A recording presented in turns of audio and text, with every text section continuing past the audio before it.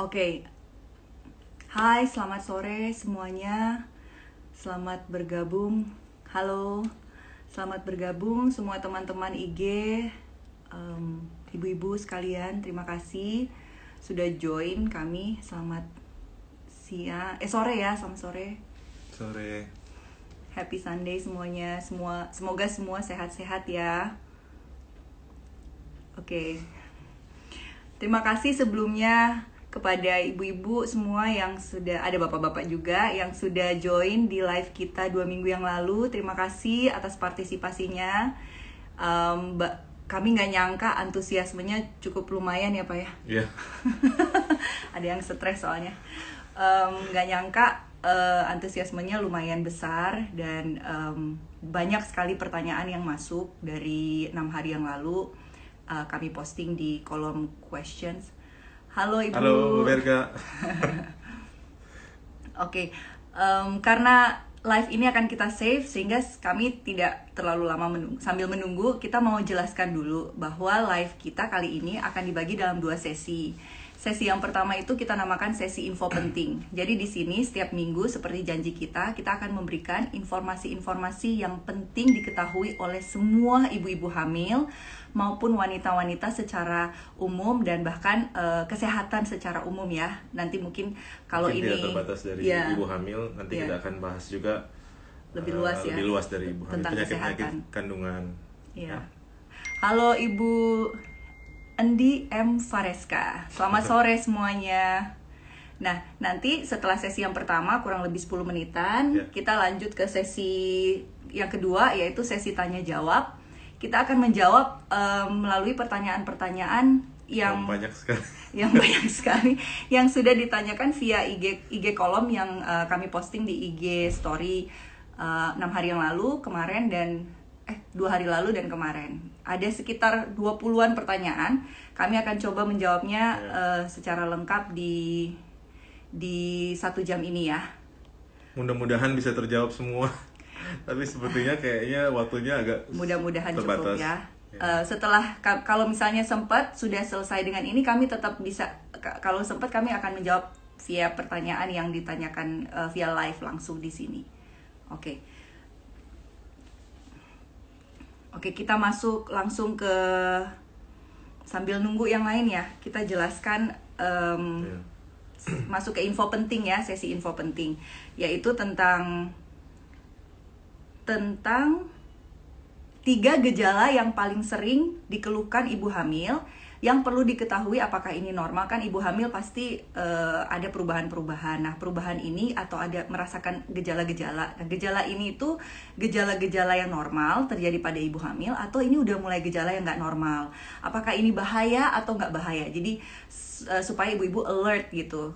Ini kayaknya bahaya gitu, sehingga ibu-ibu punya dasar pengetahuan gitu, bisa membedakan sendiri, oh ini kayaknya harus ditindaklanjuti gitu. Jadi jadi ada 3 keluhan yang paling sering ditanyakan ibu-ibu saat mereka hamil. Pertama, mual muntah, yang kedua perdarahan, yang ketiga nyeri perut. Nah, kita bahas yang pertama dulu. Mual muntah dalam kehamilan bisa terjadi di trimester pertama, dan memang kebanyakan di trimester pertama. Bisa juga terjadi trimester akhir atau trimester kedua dan ketiga. Di trimester pertama, mual-mual itu bisa disebabkan karena peningkatan hormon HCG.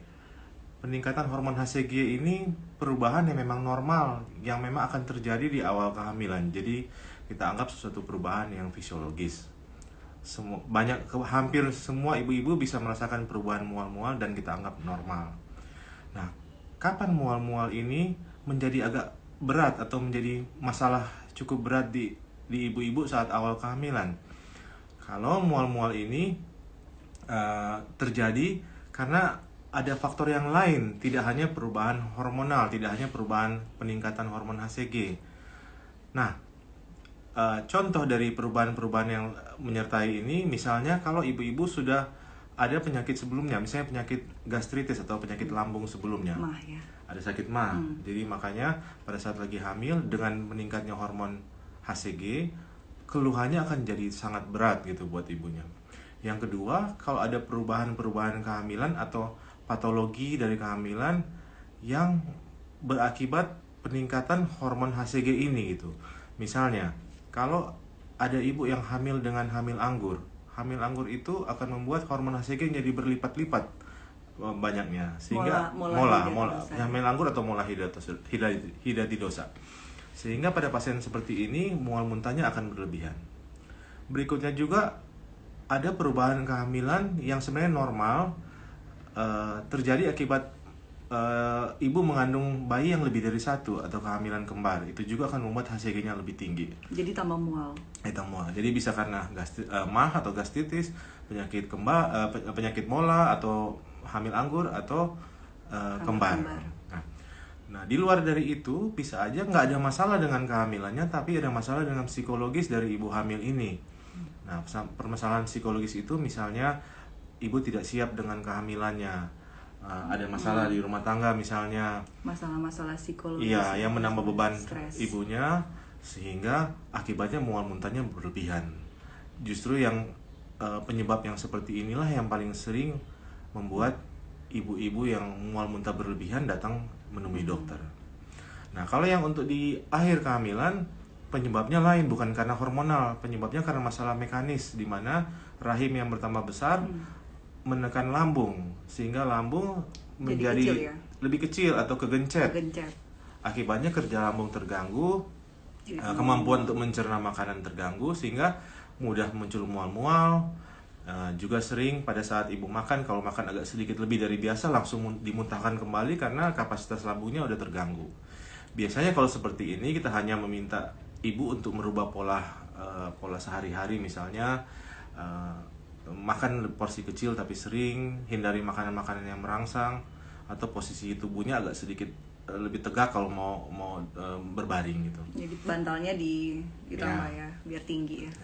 Nah, kapan kita katakan mual-mual ini berbahaya? Nah, mual muntah ini berbahaya kalau sampai terlalu berlebihan sehingga membuat ibunya dehidrasi, kekurangan cairan karena semua udah dikeluarkan gitu. Nah, selain dehidrasi, patokan lain juga kita bisa lihat berat badan ibu turun lebih dari 10%. Nah, yang lain juga kita bisa periksa urinnya, di kencingnya akan terjadi yang kita sebut keton urin positif dikandung kemih. Artinya sudah protein dalam tubuh itu sudah dipecahkan, sudah digunakan sama tubuh dari ibu yang mengalami mual muntah. Biasanya pada kasus seperti ini mau nggak mau ibu harus kita rawat dan diberikan pengganti cairan dan diobati kausal mual muntahnya. Jadi kalau udah terlalu berlebihan, terlalu berlebihan, terus menerus gitu ya. Kebanyakan sih tidak perlu perawatan dan tidak terlalu berbahaya lah untuk kehamilan. Baik. Yang gejala kedua tadi mual muntah ya, yang pertama. Jadi yang perlu ibu-ibu perhatikan, yang gejala pertama yang penting untuk diketahui apakah itu berbahaya atau tidak adalah mual muntah. Jadi kalau sudah berlebihan, sudah menyebabkan dehidrasi, itu tanda-tanda bahaya ya. Oke, yang kedua. Nah, yang kedua. Kalau yang kedua ini perdarahan ya. Perdarahan sedikit lebih serius dibandingkan mual muntah. Perdarahan bisa terjadi di trimester pertama atau di trimester akhir maksud saya trimester kedua dan ketiga. Nah, di trimester pertama yang bisa bikin perdarahan bisa karena terjadinya ancaman keguguran atau terjadinya keguguran itu sendiri gitu. Kalau ancaman mungkin cuma ada flek-flek, perdarahan sedikit. Kalau terjadi keguguran benar-benar perdarahan banyak disertai dengan mules, nyeri perut ya, mules, sampai mungkin produk konsepsinya keluar gitu. Jadi itu maksudnya perdarahannya bukan cuma encer tapi kental gitu ya? Perdarahan kental banyak, bergumpal kadang-kadang disertai dengan keluarnya jaringan. Iya. Jadi memang lebih serius, tapi bisa juga cuman ancaman. Kalau ancaman bayi atau konsepsinya masih belum terlalu terganggu, tapi kita perlu berbuat sesuatu untuk mempertahankan kehamilannya. Misalnya kita sarankan ibu istirahat, kita beri terapi suportif, misalnya dengan pemberian hormon progesteron untuk mempertahankan konsepsinya. Hormon progesteron sering kita berikan yang kita sebut obat penguat kandungan. Nah, perdarahan itu juga selain masalah abortus, bisa juga berhubungan dengan hal yang lebih berbahaya lagi gitu di awal kehamilan. Misalnya kehamilan ektopik. Kehamilan ektopik atau kehamilan anggur juga bisa bikin perdarahan. Kehamilan ektopik itu kehamilan Di luar kandungan. Iya. Tandanya bisa terjadi perdarahan, tapi perdarahannya itu meskipun dia lebih sedikit, ya sedikit yang keluar, tapi gejala ibunya berat sekali gitu. Ibu sudah terjadi shock, yang kita sebut shock hipovolemik, seperti orang yang sudah berat, tapi perdarahan yang keluar sedikit. Dan nyerinya sangat hebat gitu. Jadi kalau ibu datang dengan kita, aduh ada nyeri perut, ada perdarahan, tapi kita lihat kok perdarahannya nggak sesuai, perdarahannya baru sedikit, ibunya sakit sekali, kondisinya sudah jelek sekali gitu. Nah kita harus curiga jangan-jangan kehamilan di luar kandungan. Nah, jadi itu yang perdarahan di trimester pertama. Ada yang sangat ringan, tapi bisa juga menggambarkan sesuatu yang serius. Di trimester kedua, ketiga, bisa juga masalah yang tidak terlalu serius. Bisa juga menggambarkan ada problem yang serius, misalnya problem karena posisi plasentanya menutupi jalan lahir yang kita sebut placenta previa. Kalau nggak serius itu maksudnya apa? Kalau nggak serius itu bisa aja perdarahan terjadi sebenarnya bukan dari dalam rahimnya, bukan problem di dalam rahim, tapi di mulut rahimnya. Misalnya ada luka di mulut rahim, ada polip itu tumor kecil yang bisa bikin perdarahan. Ada erosi, iritasi. Misalnya kalau habis hubungan seksual juga bisa bikin erosi atau iritasi, terus keluar darah, tapi biasanya nggak terlalu banyak dan cepat berhenti. Nah, tapi kalau misalnya problemnya karena plasenta, misalnya letak plasenta di bagian bawah nutupin jalan lahir, biasanya perdarahannya akan banyak. Awalnya bisa aja nggak terlalu banyak, tapi bisa berulang. Pada saat perdarahan berikutnya jauh lebih besar dari perdarahan yang jauh lebih berat dari perdarahan yang sebelumnya. Kadang-kala tidak disertai dengan perasaan nyeri, tapi darahnya yang keluar makin lama makin banyak sampai ibu mengalami shock karena kehabisan darah. Nah, jadi kalau trimester kedua sama dengan trimester akhir sama dengan trimester pertama, harus kita, meskipun kita anggap ini serius, tapi ada yang tidak masalah, tapi ada juga yang memang perlu ditangani dengan benar. Intinya mungkin ya berarti kalau nyeri disertai kelemahan secara umum ya ibunya, ya, ibu kondisinya tambah turun, shock gitu. Itu hati-hati gitu ya. Terus yang ketiga. Nah, ketiga nyeri perut. Nyeri perut juga sering ditanyakan sama ibu-ibu ya. Nah, nyeri perut bisa aja cuman masalah yang perubahan normal akibat kehamilan. Nah, kita sebut perubahan fisiologis. Bisa karena rahim makin lama makin membesar, tentu akan bikin ketidaknyamanan di perut. Saat dia membesar, ada penggantung rahim namanya ligamen, itu jadi teregang sehingga ibu terasa nggak nyaman, nyeri-nyeri di perut bagian bawah biasanya kalau ligamen. Bisa juga di akhir kehamilan nyeri karena bagian terbawah janin mau masuk ke rongga panggul. Nah, itu normal, nggak usah takut, nggak usah khawatir. Bisa juga, barusan ada yang nanya ya, kalau saya bekas sesar, bisa juga bekas sesar membuat nanti itu nyerinya akan lebih terasa karena peregangan rahim membuat tarikan dari bekas operasi yang dahulu. Bagian bawah dari bayi yang turun ke bawah juga meregangkan segmen bawah yang bekas operasi yang terdahulu. Nah, di luar dari itu, hal yang perlu ditanggapi dengan serius kalau nyeri perut ini berhubungan dengan kontraksi. Kontraksi itu nyeri perut yang terus menerus, semakin lama semakin sering, dan disertai dengan keluar darah campur lendir. Hampir mirip kayak ibu-ibu yang mau bersalin, tapi terjadi sebelum cukup bulan atau sebelum waktunya bersalin. Nah, kalau yang seperti itu, mau nggak mau ibu harus periksa ke dokter dan kita akan menilai seberapa besar ancaman persalinan prematurnya. Bisa juga nyeri perut atau yang kita sebut kontraksi ini kontraksi yang normal atau kita sebut Braxton Hicks. Kalau kontraksi Braxton Hicks ini biasanya terjadi acak saja, tidak reguler, tidak semakin lama semakin sering, muncul sekali-sekali meskipun kadar kekuatan kontraksinya mirip seperti mau bersalin. Tapi munculnya sekali-sekali dan tidak ada polanya gitu. Nah, seperti itu biasanya kita cuma anjurin untuk istirahat sama dikasih obat anti kontraksi. Oke.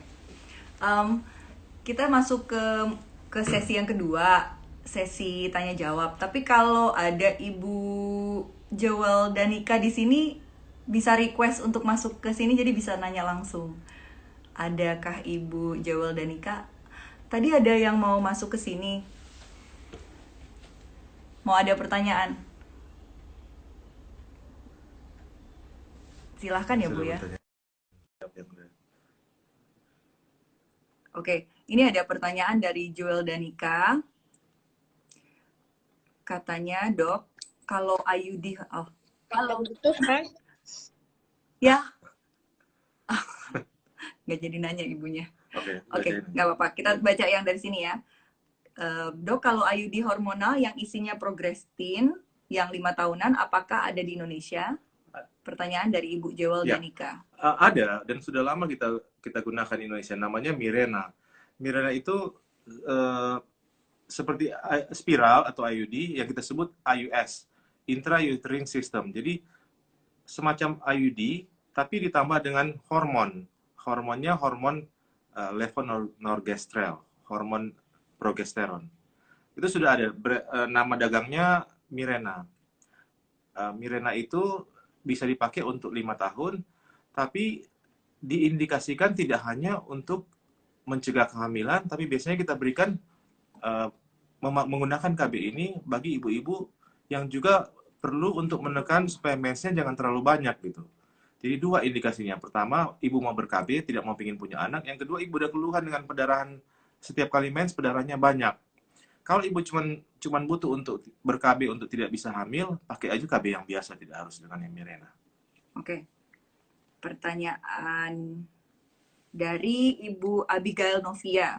Katanya, riwayat prematur apa di kehamilan selanjutnya? Riwayat prematur apa di kehamilan selanjutnya kemungkinan prematurnya lebih besar? Oke, jelas sekali. Kejadian prematur itu sangat ditentukan oleh riwayat kehamilan sebelumnya. Riwayat kehamilan sebelumnya yang mengalami prematur artinya kegagalan kehamilan dari usia di atas 16 minggu sampai 37 minggu. Jadi kalau ibu pernah mengalami prematuritas atau lahir bayi prematur sebelumnya, sangat mempengaruhi atau meningkatkan risiko untuk kehamilan di kemudian hari mengalami kejadian yang sama. Angka kejadiannya bisa meningkatkan 5 sampai 10 kali kemungkinan hamil dengan prematuritas di kehamilan berikutnya. Sebagai informasi juga, kalau ada pasien datang dengan dia bilang, "Dok, saya kehamilan sebelumnya mengalami persalinan yang prematur belum cukup bulan." Kita akan tanyakan, kapan kejadiannya? Semakin muda usia kehamilannya, akan semakin beresiko untuk berulang. Misalnya, kalau dia 34 minggu prematur, berbeda dengan kalau ibu prematur di 28 minggu. Kalau ibu udah ada riwayat hamil melahirkan prematur 28 minggu, lebih tinggi resikonya untuk hamil sekarang prematur dibanding dengan hamil prematur di usia 34 minggu. Juga, biasanya kita akan tanyakan, ibu berapa kali terjadi persalinan prematur? Apakah cuma 1 kali? Atau udah lebih dari 1? Kalau sudah 2 kali, 3 kali prematur, justru akan lebih tinggi lagi resiko untuk kehamilan sekarang mengalami persalinan prematur. Keadaan yang sama seperti sebelumnya. Oke. Jadi Ibu Abigail Novia, semoga menjawab pertanyaannya ya Bu. Pertanyaan yang ketiga dari Ibu Ariela Jocelyn. Dok, baby boy apakah sebaiknya langsung disunat saat lahir? Sebenarnya tidak ada kelebihan apakah disunat segera setelah lahir atau nanti tunggu sedikit lebih besar. Cuman kebanyakan alasan dokter untuk memperbolehkan untuk dilakukan sunat hanya karena mungkin dari segi kepraktisan udah di rumah sakit sekalian pas pulang udah beres semua.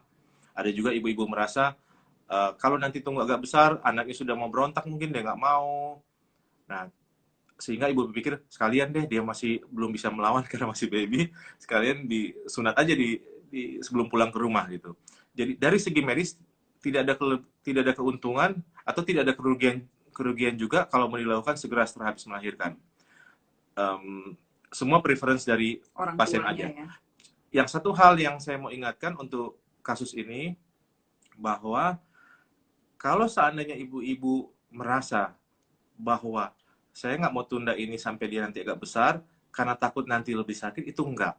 Janin atau bayi pun pada saat di awal-awal umur hari pertama atau hari kedua sejak dia lahir, tetap merasakan sakit. Tapi dia tidak mampu paling dia cuma nangis, nggak mampu mengungkapkan. Jadi kalau alasannya untuk mengurangi nyeri sama saja gitu, bayi akan merasa nyeri dan ya tentu tindakan itu pun harus di backup dengan anestesi atau obat penghilang nyeri. Ibu Ariela Jocelyn ya, itu pertanyaannya. Kemudian ada pertanyaan dari Dr. Budianto. Aduh. Dari Hervi Eng. Dok, bagaimana cara atau tips hamil anak perempuan? Kayaknya ini sudah kita bahas di live IG 2 minggu lalu ya. Selamat sore Dokter Budi. Ada senior saya di sini, Dokter Budi. Gimana tadi? Ya, soal itu yang jenis kelamin. Di IG 2 minggu yang lalu kita udah pernah bahas ya. Gimana? Apakah Baby boy? ya, bagaimana cara atau tips hamil anak perempuan? Oh, oke. Saya rangkum yang dulu, sebenarnya banyak hal yang informasi yang beredar lebih banyak ke mitos. Tapi hanya satu yang benar-benar akurat dan scientifically proof kalau melalui metode PGD, melalui bayi tabung. Yang lain tidak terlalu didukung oleh bukti-bukti ilmiah yang baik. Oke. Pertanyaan selanjutnya udah keberapa nih? 1, 2, 3, 4, 5 ya. Dok, kalau mens hanya 3 hari nggak apa-apa atau ada apa-apa ya? Normal aja. Melihat menstruasi yang normal berdasarkan lama mensnya. Ibu Juelnya baru datang. Bu Juel, pertanyaannya udah kita jawab. Nanti tinggal lihat di feed ya, Bu. Lama mensnya, jumlah haidnya, dan apakah ada nyeri atau tidak. Haid yang normal, lama mensnya antara 2-6 hari, jumlahnya 2-6 kali pembalut dalam sehari, dan nyerinya tidak terlalu berlebihan. Jadi kalau tadi pertanyaan Ibu, kalau 3 hari saja ya normal-normal saja, nggak apa-apa. Oke. Ibu Joel, pertanyaannya udah kita jawab karena Ibu Joel pertama kali bertanya. Jadi pertanyaannya tadi udah kita jawab ya Bu ya, tinggal lihat di feed atau kalau mau diulang yang IUD hormonal yang isinya progressin itu ada di Indonesia, namanya Mirena. Oke. Dok, minum dari Ibu Meli Aprila. Dok, minum penguat kandungan merek Microgest jadi keleyengan, minum Dufadilan jadi mual banget. Iya, memang apa yang Ibu sampaikan benar ya, karena 2 obat itu efek sampingnya seperti itu. Microgest isinya progesteron. Progesteron memang efek sampingnya bisa bikin ngantuk atau keleyengan. Makanya kalau untuk dosis 200 mg kita anjurkan dikonsumsi pada saat malam sebelum tidur. Kalau Dufadilan itu obat anti kontraksi, isinya isoxsuprine. Dufadilan ini bekerja di otot polos. Nah, otot polos itu ada 2. Target otot polos itu ada di rahim sama di usus. Di rahim dengan diblok otot polosnya membuat kontraksinya berkurang. Tapi ada efek samping karena di usus juga otot polosnya jadi kurang fungsinya, tentu akan bikin kembung dan bikin mual gitu, nggak nyaman. Ya memang itu yang Ibu keluhkan, memang efek samping dari obat. Dari obat ya. Iya. Oke.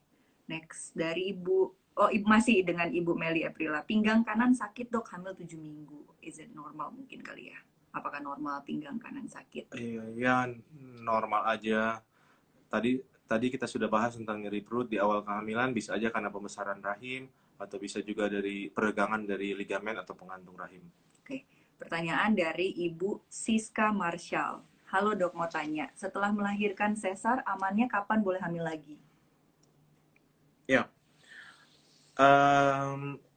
saat sekarang dari organisasi profesi dan dari beberapa organisasi keilmuan menganjurkan jarak antara kehamilan satu dengan lainnya setelah persalinan dengan sesar itu 1 tahun. Tapi memang ada banyak sekali metodologi untuk menghitung tingkat keamanan hamil berikutnya setelah sesar. Ada yang mengambil batasan dari persalinan sampai ke kehamilan berikutnya 1 tahun. Ada yang dari persalinan sampai kelahiran kehamilan berikutnya 18 bulan. Ada macam-macam gitu, tapi yang gampang saja kita ambil bahwa sejak ibu bersalin sampai ibu hamil lagi kalau bisa jaraknya 1 tahun. Tujuannya apa? Untuk memberikan perlindungan pada luka bekas operasi yang terdahulu, supaya lukanya tidak hanya sembuh, tapi juga kekuatan akibat peregangan akan jauh lebih baik kalau menunggu sampai lewat 1 tahun baru hamil. Oke. Selamat sore ibu-ibu yang baru masuk. Terima kasih sudah join. Kita udah masuk ke sesi yang kedua, tanya jawab. Kita akan mendahulukan mereka-mereka yang sudah mengirimkan pertanyaan melalui kolom questions di IG story dari minggu yang lalu ya. Tapi kalau ada ibu-ibu juga yang baru join mau nanya langsung boleh. Masih dengan Ibu Siska Marshall, Dok, apa benar jika berhubungan suami istri pakai kondom nanti bisa jadi nggak subur? Sebenarnya tidak sama sekali, Bu, karena KB kondom adalah KB barir, sama sekali tidak menggunakan hormon, jadi tidak ada kaitan dengan gangguan terhadap sistem reproduksi dari ibu. Prinsipnya dia hanya menghalangi atau barir, setelah tidak dipakai kondomnya tidak berakibat apa-apa ke ibu. Oke. Pertanyaan selanjutnya dari Ibu El Karyana.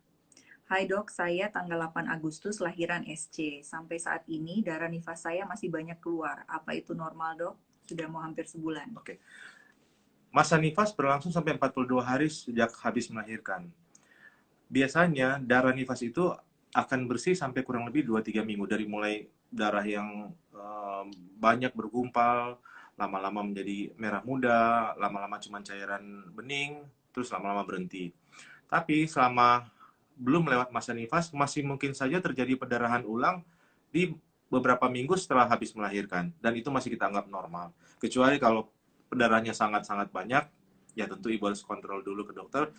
Nah, itu biasanya terjadi kalau yang biasanya ibu menyusui teratur, tiba-tiba ibu nggak menyusui dalam waktu beberapa lama, sehingga rahim yang biasanya sudah berkontraksi tiba-tiba mengalami kendor sedikit sehingga perdarahannya keluar lagi. Umumnya memang selesai dalam waktu 2-3 minggu, tapi kalau belum selesai masa nifas masih keluar darah, nggak masalah, tenang aja. Asalkan nggak terlalu berlebihan, masih dianggap normal. Oke. Mau siapa dulu nanya? Iya, ini ada pertanyaan langsung yeah. dari Ibu Endi M. Fareska. Dok, program hamil kembar keberhasilannya berapa persenkah dan biayanya estimasi berapa? Saya dan suami tidak ada riwayat keturunan kembar. Nah, ini menarik pertanyaannya. Sebelum saya jawab, saya kira saya harus memberikan informasi dulu ke ibu bahwa tidak pernah sekalipun kita berencana untuk memprogram menjadi hamil. Tidak pernah bertujuan membuat hamil kembar. Karena asal ibu tahu bahwa hamilan normal adalah kehamilan yang satu. Rahim hanya diperuntukkan untuk satu. Jadi, kalaupun terjadi kehamilan kembar, misalnya pada saat melakukan program bayi tabung atau program hamil biasa di mana kita kasih hormon, itu sebenarnya tidak kita kehendaki. Tapi kadang-kala itu terjadi akibat obat-obat yang kita gunakan, atau kadang-kadang itu terjadi akibat kita mau memberikan kans keberhasilan kehamilan banyak. Misalnya bayi tabung, kita tanam beberapa embrio, 3-4 embrio, tujuannya supaya jadi gitu, jangan ada yang gagal gitu. Makanya ditanam beberapa embrio. Kalaupun kita cuma tidak melalui bayi tabung hanya dengan memberikan obat-obat penyubur, memang efek obat penyubur itu sendiri membuat kehamilan bisa lebih dari satu, karena dia memicu telurnya lebih dari satu. Tapi tidak dengan sengaja kita mau program untuk dapat hamil kembar. Karena apa? Karena hamil kembar adalah hamil patologis. Ada satu pernyataan yang cukup sering saya gunakan bahwa hamil kembar itu kalau sukses adalah double happiness buat ibunya. Tapi kalau gagal atau terjadi permasalahan, double trouble. Bayangkan kalau ibu merawat anak-anak ibu, terus terjadi persalinan prematur, sedangkan ada 2 bayi harus masuk di ICU dengan biaya yang begitu besar, dengan kemungkinan gejala sisa yang bisa dialami anak ini semasa hidupnya, ya? 2 anak. Karena asal ibu tahu saja, kehamilan kembar banyak sekali resikonya. Yang paling sering tentunya yang kita tahu bersama bisa terjadi persalinan prematur. Karena rahim itu hanya baik untuk satu tunggal. Kalau lebih dari satu, tidak baik lagi. Kita hanya berusaha berdoa dan memberikan support supaya dia tidak terjadi persalinan sebelum waktunya. Bisa juga terjadi pecah ketuban. Bisa juga terjadi hipertensi.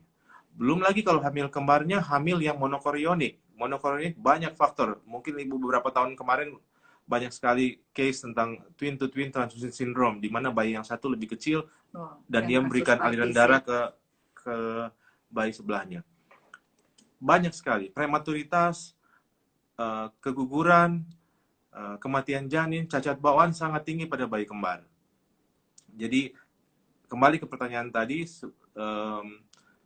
dokter sebenarnya tidak dengan sengaja untuk membuat ibu hamil dengan bayi kembar. Tapi kalaupun itu terjadi karena kita mau supaya kans untuk jadi kehamilannya besar, atau karena obat-obat yang kita gunakan memang efek sampingnya membuat bisa terjadi lebih dari satu embrio. Jadi pertanyaan tadi apa? Iya, jadi nggak ada keturunan kembar, cuman mungkin pengen bayi kembar Iya. gitu. Presentasinya Kalau untuk kansnya, menjawab pertanyaan tadi, walaupun ibu nggak ada turunan kembar, ya tentu bisa saja kalau ibu diberikan obat-obat penyubur, baik dengan program biasa, misalnya tidak perlu dengan bayi tabung, dengan obat-obat penyubur dan inseminasi juga bisa dari bayi. Bisa saja ada kans untuk terjadi hamil kembar. Persentasenya berapa persen? Kalau ibu ikut bayi tabung ya lebih tinggi lagi karena benar-benar dimasukin beberapa embrio, tinggal kita lihat tumbuh atau enggak gitu.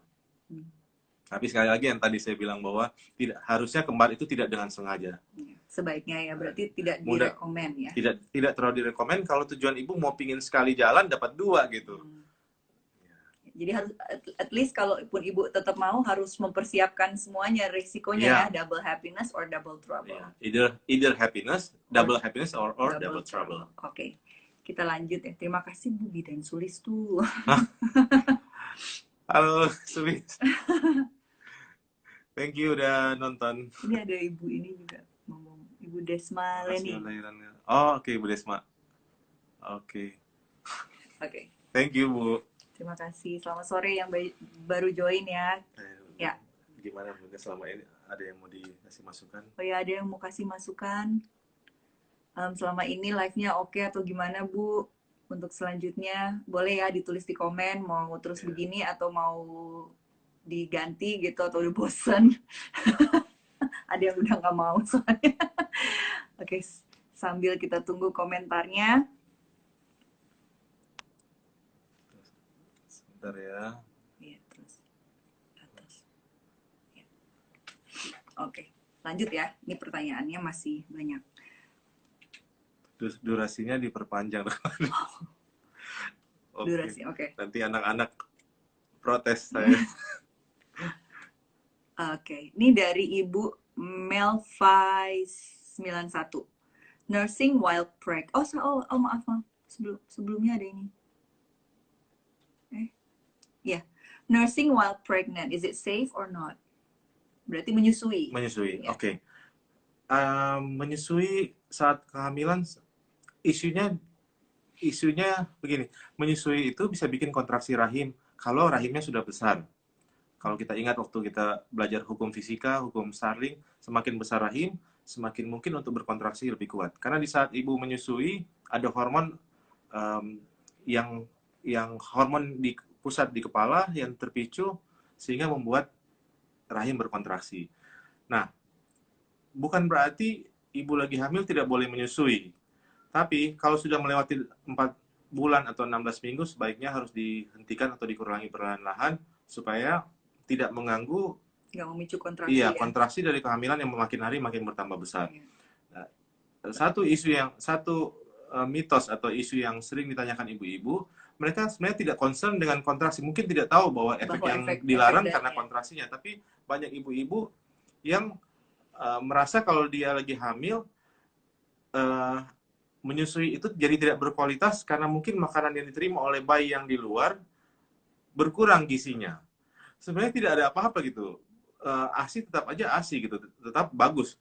Cuman bukan itu masalahnya yang kita larang. Yang kita masalah takutnya mengganggu bayi yang di dalam karena akan membuat kontraksi dan lahir prematur justru gara-gara ibu menyusui. Karena pada saat ibu menyusui terangsang munculnya kontraksi rahim dan ada risiko untuk terjadi persalinan prematur. Oke, jadi no problem ya. Ya. Oke, next. Nih sarannya dibikin perpanjang terus dibikin seminggu sekali. Wah, nggak mau dia. Oke, dari Mrs. Nesha Rios. Bumil, bolehkah makan sate, kepiting, kerang, Dok? Ibu suka seafood ya, Bu? Boleh asal dibagi. Kalau makan asal kirim ke kami. Ajak-ajak. Kalau seafood ya, seafood sebenarnya sih pertama tentu jangan yang alergi ya Bu ya. Kalau Ibu alergi ya dihindari karena repot mau kasih obat-obat anti alergi kalau lagi hamil. Yang kedua sebenarnya isunya bukan masalah seafoodnya boleh atau enggak, tapi uh, sumber dari makanan seafood yang Ibu makan konsumsi berasal dari mana. Yang ditakutkan banyak produk seafood berasal dari pantai yang sudah tercemar logam berat yang kita takutkan merkuri. Sehingga bukan tidak boleh makan, tapi Ibu harus tahu bahwa seger ya. Ikannya harus tidak tercemar oleh merkuri. Tentu tangkapannya bukan di daerah yang beresiko. Misalnya di Teluk Jakarta, kita agak khawatir tercemar dengan logam-logam berat. Nah, terus itu juga pengolahannya. Iya, yang ditakutkan kan ke pengolahannya, kayak dibakar, sate kan dibakar, itu nggak terlalu bagus kan buat itu karena karbonnya nggak terlalu baik, jadi dihindari yang dibakar-bakar. Ya. Oke. Nanti kalau udah selesai aja Bu, makannya bareng kita. Itu tadi Mrs. Nesharios. Sekarang pertanyaan dari Ibu Miartadorn katanya, halo dok, saya mau tanya, suami saya golongan darah A, golongan darah saya B, kok anak saya O ya? Tenang, jangan takut, tetap anak ibu.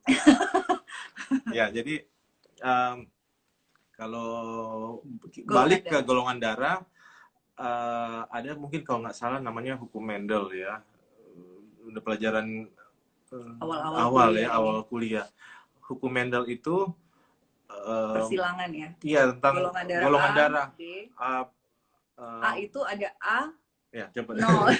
Ya kan, A, no, kayak A dan O. Golongan darah B tuh B dan O. Jadi kalau disilang bisa hasilnya bisa A, O, A, B, B, O, A, B, dan OO. Gitu. Justru kalau couple yang salah satunya A, salah satunya B, itu semua golongan darah mungkin. Ya, bisa A, bisa B, bisa AB, bisa O.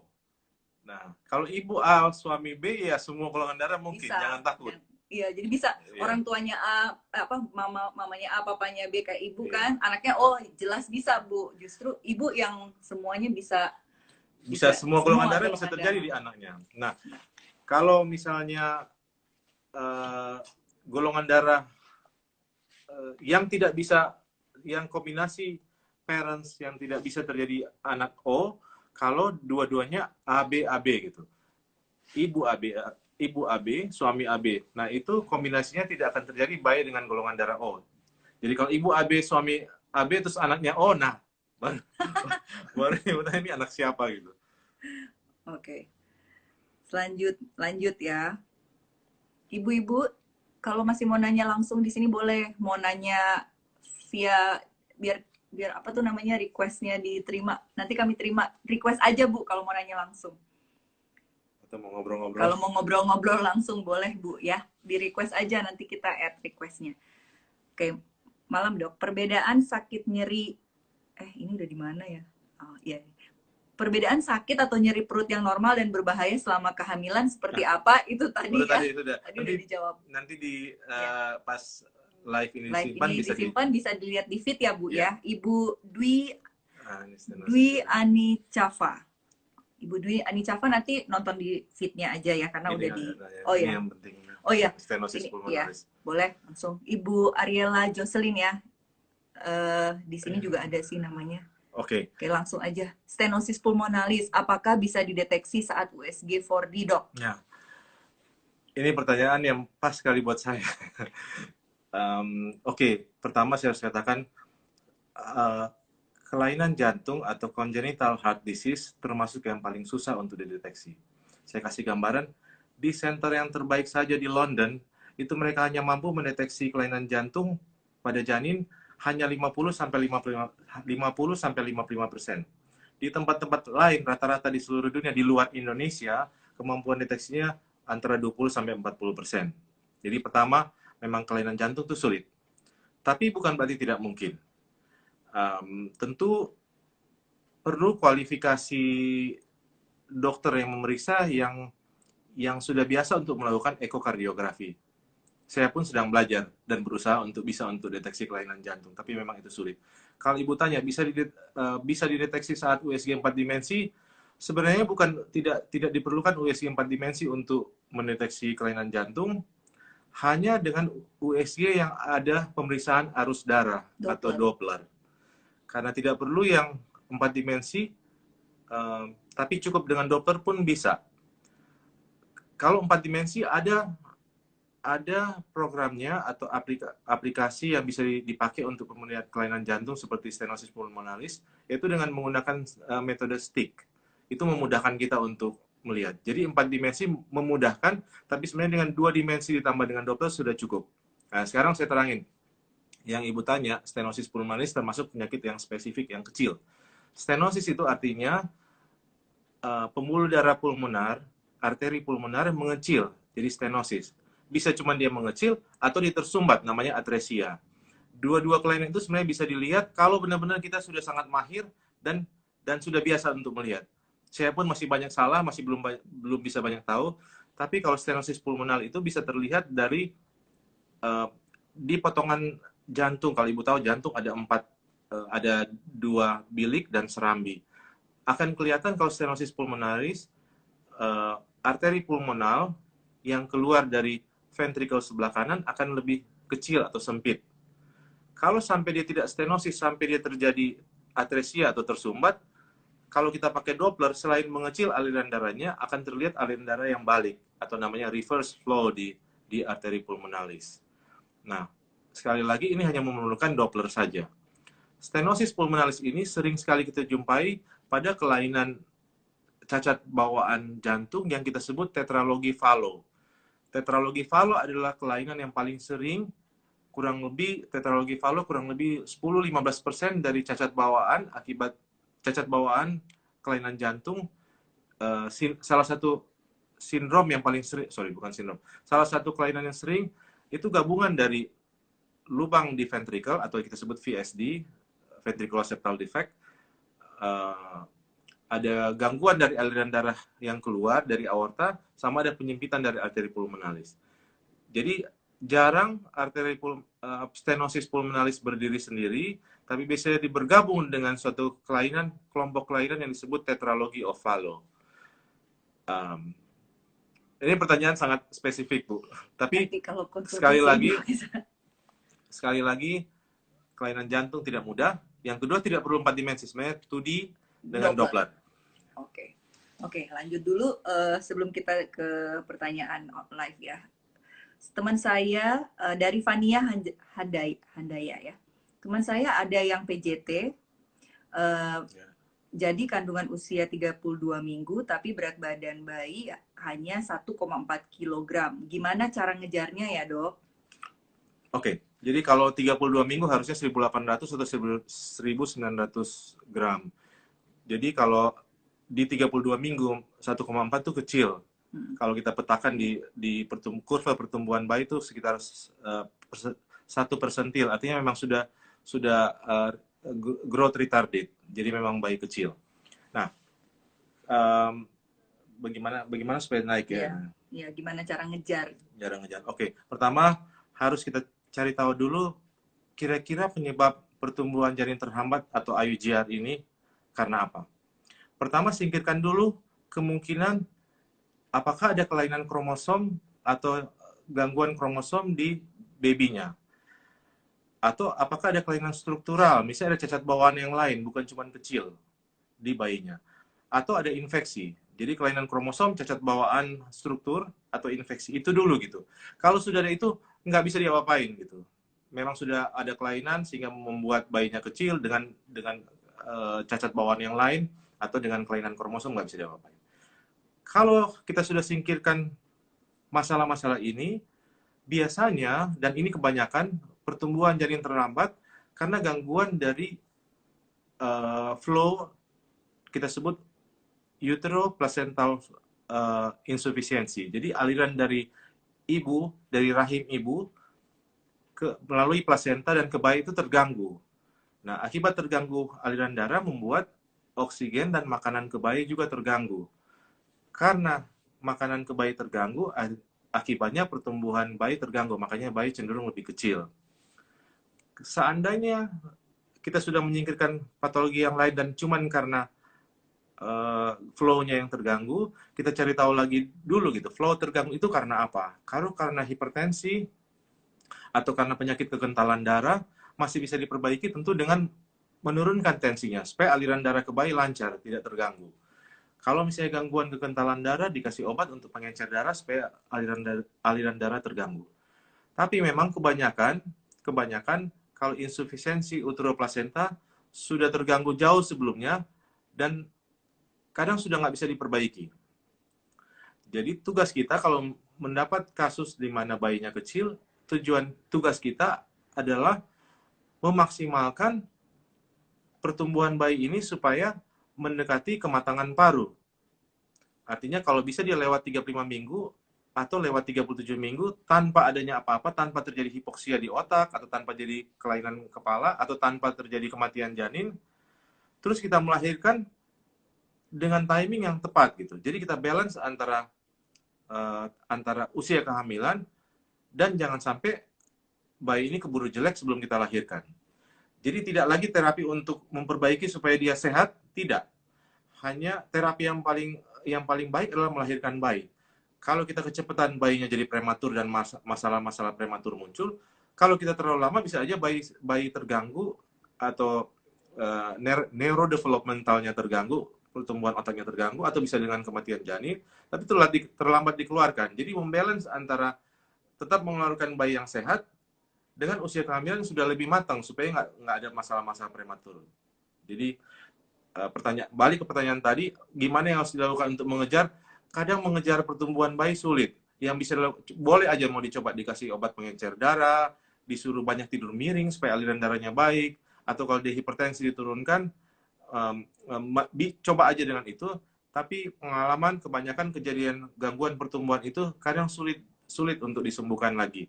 Kita hanya berusaha untuk menjaga si bayi ini supaya bayi ini tumbuh lebih matang lagi, melewati kematangan organ-organ terutama paru-paru, tapi tetap hati-hati tanpa sampai bayi ini jadi celaka gitu, jadi sampai dia meninggal di dalam kandungan, atau jangan sampai walaupun bayi lahir tapi dia nggak nangis, artinya nanti ke depan tumbuh kembang otaknya akan terganggu. Nah, itu yang kita sebut fetal surveillance. Jadi pemantauan janin, dan banyak sekali teknologi sekarang yang kita bisa gunakan, dan yang paling berperan adalah USG Doppler. Nah, itu nanti terlalu spesifik saya terangkan, tapi itu. Pertanyaan yang tadi, mungkin sulit untuk menyembuhkan atau membalikan sampai dia normal, tapi kita hanya... mengejarnya sulit ya? Iya, udah sulit. Hanya kita berusaha... Surveillance-nya jalan ya? Iya, berusaha sematang mungkin bayi, tanpa mengorbankan bayi terlalu lama di dalam, yang mengorbankan tumbuh kembang otaknya, sama bisa menyebabkan kematian. Jadi kita membalance itu aja, di saat yang tepat kita terminasi dan keluarkan babynya. Oke. Jadi itu pertanyaan dari Ibu Fania Handaya ya, semoga terjawab. Ibu Weni tadi baru masuk, ini pertanyaannya. Dok, kalau bekas SC 3,5 tahun yang lalu suka terasa nyeri tapi tidak ada luka pada bekas SC-nya, itu berbahaya tidak ya? Sebenarnya sih tidak berbahaya ya. Bekas sesar 3,5 tahun nyeri-nyeri bisa aja bekas sesar pada saat lagi hamil sekarang. Lagi hamil nggak ya? Enggak. Ibu Weni ada di sini kok. Bu Weni mau di request aja Bu, jadi bisa sambil nanya. Bu Weni ada di sini. Sekarang ini lagi nggak hamil kan? Nggak tahu, nggak dijelasin. Kalau nyeri-nyeri ada, intinya gini. Kalau di luar kehamilan aman-aman aja, nggak ada masalah. Apalagi kalau luka jahitan di bagian luar, baik, nggak ada masalah. Cuman nyeri bisa aja muncul karena bekas operasi, bisa terjadi perlengketan sedikit di dalam, itu normal. Tapi kalau misalnya 3,5 tahun yang lalu hamil dan lahir dengan sesar, terus sekarang lagi hamil ada nyeri-nyeri perut, meskipun tidak semua berbahaya, tapi kita harus pantau dan diikuti keluhannya. Bisa saja, terutama kalau sudah besar kehamilan, tentu kita hati-hati dengan ancaman robekan rahim. Zaman sekarang sudah jarang sekali terjadi, kecuali pada saat proses persalinan, kalau bekas sesar ibu mau lahir normal. Zaman dulu iya, lebih berbahaya karena zaman dahulu kita melakukan sesar dengan sayatan rahim yang lurus panjang membujur dari atas sampai bawah. Kalau sekarang di segmen bawah itu di daerah yang tidak banyak mengandung otot, banyak mengandung jaringan ikat, sehingga jarang sekali terjadi robekan tiba-tiba. Zaman dulu kalau yang kita sebut linear atau membujur, itu bisa aja ada yang namanya silent rupture. Nggak ada gejala apa-apa, tiba-tiba lagi hamil robek gitu perutnya, dan bayi udah keluar dari rahim. Zaman sekarang sih enggak, tapi masih mungkin terjadi robekan rahim pada saat proses melahirkan, kalau ibu melahirkan normal. Jadi kalau pertanyaan ibu tadi, kalau ini berhubungan dengan hamil yang sekarang, tentu setiap ada gejala-gejala yang muncul, kita harus ikuti. Pastikan tidak berhubungan dengan ancaman robekan rahim. Tapi kalau ibu lagi tidak hamil, terus lukanya juga baik-baik aja, nggak ada apa-apa, ibu mau olahraga apa aja boleh. Mau lakukan kegiatan apa aja, nggak ada masalah. Oke. Pertanyaan selanjutnya, mengingat waktunya tinggal sedikit, Ibu Ajeng Sukma Gayatri. Apakah keputusan yang tepat, Dok, kalau steril setelah 3 kali SC dan 3 kali kuret? Oh ya, sangat tepat. 3 kali kuret menunjukkan bahwa ibu riwayat obstetriknya nggak terlalu bagus. Jadi sebaiknya kalau udah mau diakhiri fungsi reproduksinya, ya akhiri dengan steril. Kalau sesar 3 kali memang dari aturan organisasi profesi kita menganjurkan kalau sudah 3 kali sesar udah cukup. Karena kita melihat angka presentasi kemungkinan ruptur atau robekan rahim setelah 3 kali itu naik dengan tajam. Sehingga kita ambil cut off point-nya 3 aja gitu. Kalau 3 sudah merasa cukup, mendingan sekalian steril. Memang di beberapa negara ada yang lebih dari 3 gitu, 4, 5. Ya mungkin mereka punya pengalaman yang lebih baik dalam mengelola luka habis operasi. Tapi kita lebih cenderung untuk memakai batasan 3. Sekali lagi, 3 ini bukan absolut. Ada kalanya kita mentoleransi ibu-ibu untuk hamil lebih dari 3 kalau misalnya ada masalah, misalnya anak-anak sebelumnya ada yang sakit atau ada yang meninggal, atau memang ada yang menunggu mendapatkan jenis kelamin yang berbeda, ya kita memberikan sedikit toleransi, tapi tentu dengan pengawasan yang sangat ketat dan monitor risiko terjadi robekan rahim. Ada cara-caranya kita bisa memonitor dan memperingatkan ibu kalau seandainya ada ancaman untuk terjadi robekan rahim. Tapi kalau ibu sama pasangan suami sudah merasa 3 sudah cukup, apalagi dari riwayat 3 kali keguguran, saya kira keputusan yang tepat untuk mengakhiri fungsi reproduksi dengan melakukan sterilisasi. Ada pertanyaan dari ini ibu atau bapak Yoyosua. Dok, sore dok, apakah boleh konsumsi askardia atau pengencer darah pada kehamilan trimester pertama, dan apakah ada risikonya? Boleh mengkonsumsi askardia. Biasanya askardia kita mulai di kurang lebih 12 minggu. Jadi tidak ada salahnya kalau minum di trimester pertama. Bahkan sekarang askardia sudah menjadi obat yang cukup sering kita berikan, cukup rutin kita berikan bagi ibu-ibu yang misalnya sudah mengalami beberapa keguguran sebelumnya. Kita asumsi bahwa jangan-jangan keguguran sebelumnya diakibatkan karena masalah kekentalan darah. Bisa juga jadi obat pilihan yang cukup sering kita gunakan bagi ibu-ibu yang kita sudah perhitungkan bahwa ada potensi terjadi hipertensi dalam kehamilan di saat kehamilannya bertambah besar. Jadi ada risiko hipertensi atau preeklamsi. Biasanya kita akan berikan askardia, obat pengencer darah, mulai dari 12 minggu. Jadi kalau ditanya apakah boleh mengkonsumsi, boleh. Apakah ada risikonya? Ada risikonya, tapi risikonya nggak terlalu besar. Risikonya seperti apa? Kalau ada perdarahan, tentu obat-obat pengencer, obat-obat askardia ini bisa berpengaruh membuat darah sulit berhenti. Nah, tapi kegunaan dari askardia jauh melebihi dari resikonya. Nah, kapan kita katakan askardia nggak boleh dikonsumsi?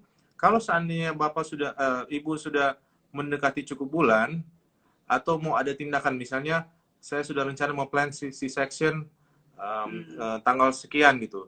Tentu obat-obat askardia ini harus diberhentiin paling tidak 5 hari sebelum waktu melakukan tindakan supaya nggak menambah risiko perdarahan. Atau saat ibu mengkonsumsi askardia terus terjadi ancaman keguguran, misalnya ada flek atau terjadi perdarahan, Nah, itu sebaiknya dihentikan gitu, supaya nggak bikin lebih encer dan membuat darah mudah untuk membeku. Oke. Oke. Ini ketinggalan ya. Sebentar ya, Bu. Yang itu dah. Oh ya, ini ada satu lagi ya. Di sini terakhir ya, yang lewat IG story. Bayi Ibu Disen Virgitenia. Bayi yang sudah masuk panggul tapi kelilit tali pusat 2 kali, sudah HPL tepat tapi belum ada tanda-tanda lahir. Oke, sebenarnya sih tinggal ditunggu aja. Lilitan tali pusat 2 kali, resikonya ada memang, karena kita nggak pernah tahu seberapa panjang tali pusatnya. Kalau sudah 2 kali terlilit, tentu asumsi kita tali pusatnya akan lebih pendek, sehingga bisa beresiko pada saat kepala makin turun ke bawah pada saat proses persalinan. Tapi bukan berarti ada kaitan karena sudah 2 kali kelilit, terus artinya nggak muncul mules gitu. Nggak juga, mules tidak ada hubungan dengan tali pusat.